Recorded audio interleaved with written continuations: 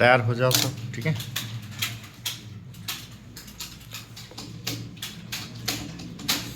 लिखो,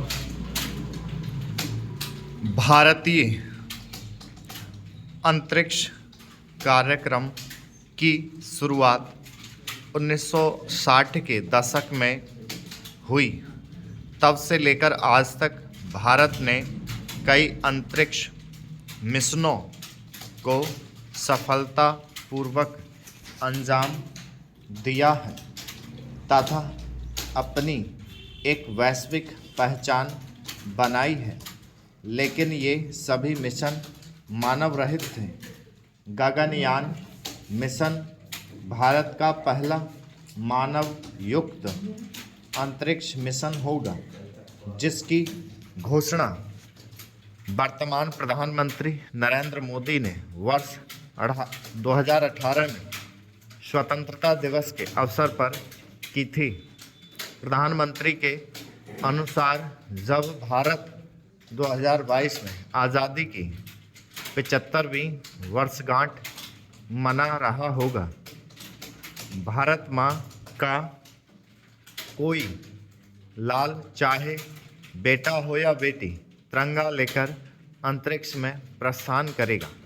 इतने कम समय में यह लक्ष्य बहुत ही चुनौतीपूर्ण प्रतीत होता है, लेकिन यदि भारत इसमें सफल हो जाता है तो यह भारत के अंतरिक्ष अनुसंधान क्षेत्र में एक ऐतिहासिक मिशन सिद्ध होगा।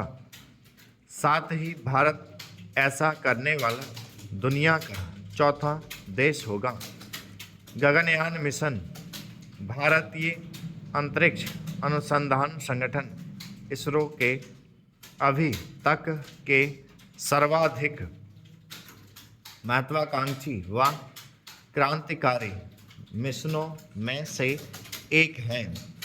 यह भारत का पहला मानवयुक्त अंतरिक्ष मिशन है, जिसे GSLV मार्क 3 द्वारा प्रक्षेपित किया जाएगा।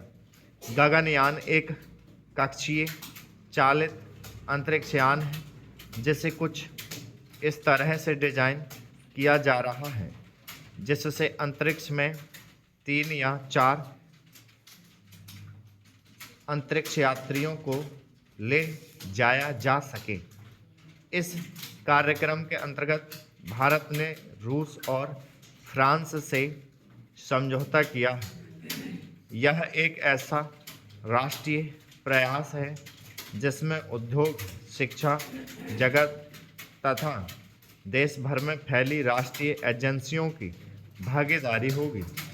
गगनयान मिशन के उद्देश्य अंतरिक्ष में अति सूक्ष्म गुरुत्वीय स्थिति का अनुभव करना, देश में विज्ञान और प्रौद्योगिकी के स्तर में और अधिक वृद्धि करना, देश के युवाओं को बड़ी चुनौतियां लेने हेतु प्रेरित करना व वैश्विक स्तर पर अंतरिक्ष कार्यक्रम में अपनी साख बढ़ाना।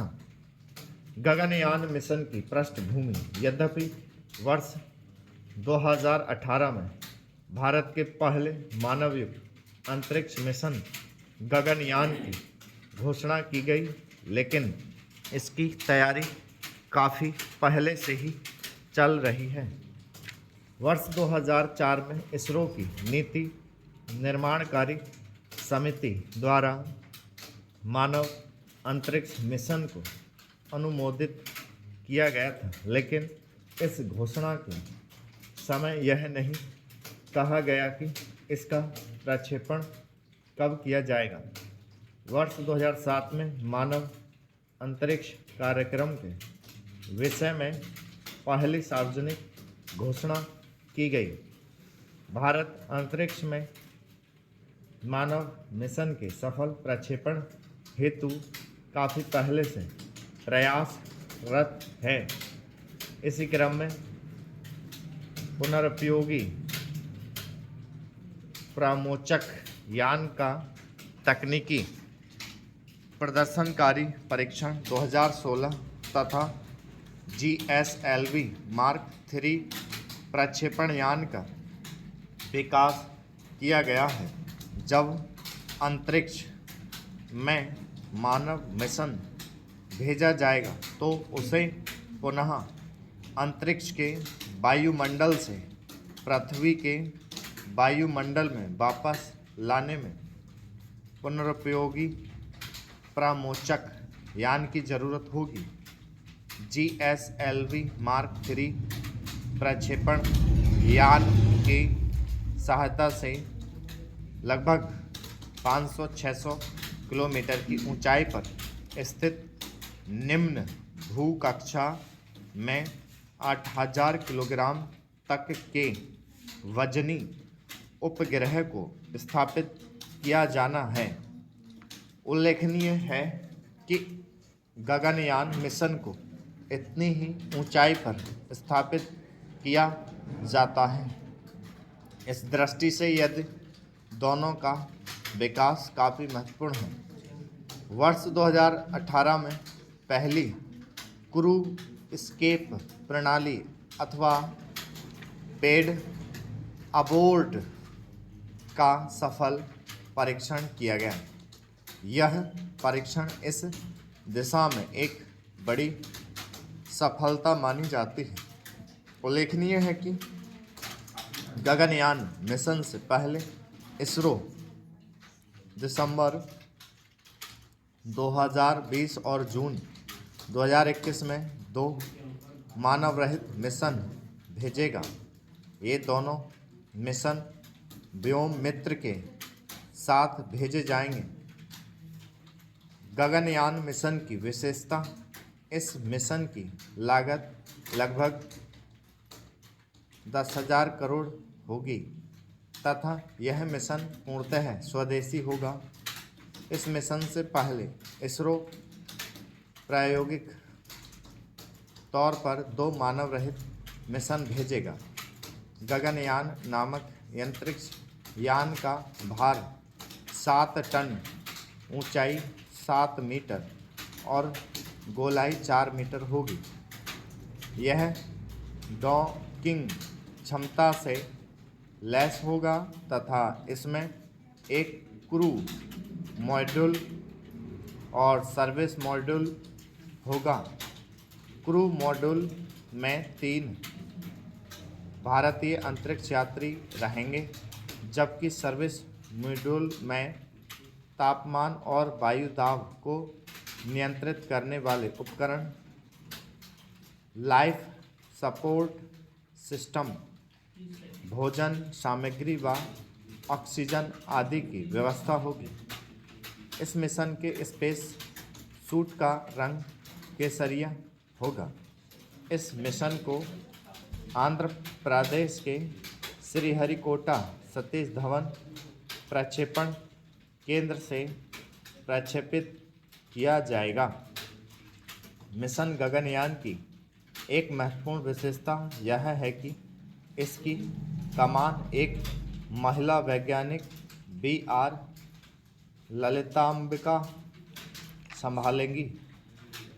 गगनयान को पृथ्वी से लगभग 500-600 किलोमीटर की ऊंचाई पर स्थित निम्न भू कक्षा LEO में स्थापित किया जाएगा।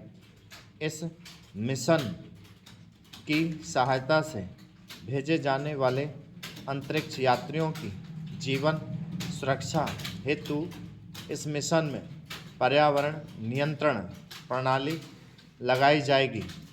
इसमें लिक्विड युक्त 2 इंजन लगाए जाएंगे जो यान को तीव्र गति प्रदान करेंगे। इस मानव युक्त अंतरिक्ष मिशन की निगरानी बंगलुरु के ISRO telemetry tracking and commander centre से की जाएगी।